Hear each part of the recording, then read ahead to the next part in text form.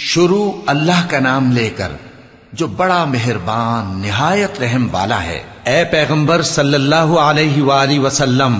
مسلمانوں سے کہہ دو کہ جب اپنی بیویوں کو طلاق دینے لگو تو ان کی عدت کو پیش نظر رکھ کر طلاق دو اور عدت کا شمار رکھو، اور اللہ سے جو تمہارا پروردگار ہے ڈرو، نہ تو تم ہی ان کو ایام عدت میں ان کے گھروں سے نکالو اور نہ وہ خود ہی نکلیں، ہاں اگر وہ کھلی بے حیائی کریں تو اور بات ہے، اور یہ اللہ کی حدیں ہیں، اور جو اللہ کی حدوں سے تجاوز کرے گا وہ اپنے آپ پر ظلم کرے گا۔ اے طلاق دینے والے، تجھے کیا معلوم شاید اللہ اس کے بعد رجعت کی کوئی سبیل پیدا کر دے۔ پھر جب وہ اپنی میعاد یعنی عدت ختم ہونے کے قریب پہنچ جائیں تو یا تو ان کو اچھی طرح سے زوجیت میں رہنے دو یا اچھی طرح سے علیحدہ کر دو، اور اپنے میں سے 2 منصف مردوں کو گواہ کر لو، اور اے گواہو، اللہ کے لیے درست گواہی دینا۔ ان باتوں سے اس شخص کو نصیحت کی جاتی ہے جو اللہ پر اور روز آخرت پر ایمان رکھتا ہے، اور جو کوئی اللہ سے ڈرے گا وہ اس کے لیے رنج و غم سے نجات کی صورت پیدا کر دے گا، اور اس کو ایسی جگہ سے رزق دے گا جہاں سے اس کو وہم و گمان بھی نہ ہو، اور جو اللہ پر بھروسہ رکھے گا تو وہ اس کے لیے کافی ہوگا۔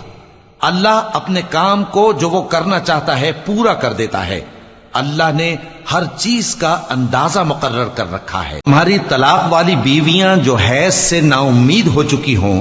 اگر تم کو ان کی عدت کے بارے میں شبہ ہو تو ان کی عدت 3 مہینے ہے،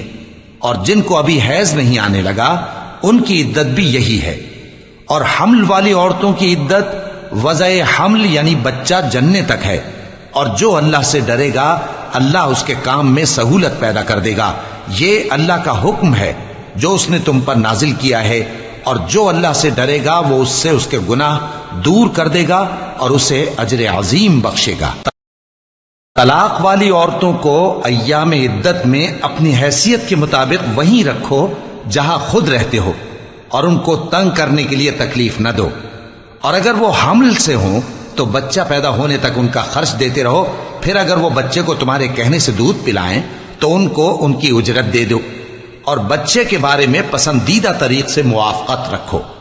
اور اگر باہم ضد اور نا اتفاقی کرو گے تو بچے کو اس کے باپ کے کہنے سے کوئی اور عورت دودھ پلائے گی۔ صاحب وسعت کو اپنی وسعت کے مطابق خرچ کرنا چاہیے، اور جس کے رزق میں تنگی ہو جتنا اللہ نے اس کو دیا ہے وہ اس کے موافق خرچ کرے۔ اللہ کسی کو زیر بار نہیں کرتا مگر اسی کے لحاظ سے جتنا اس کو دیا ہے، اور اللہ ان قریب تنگی کے بعد آسانی کر دے گا۔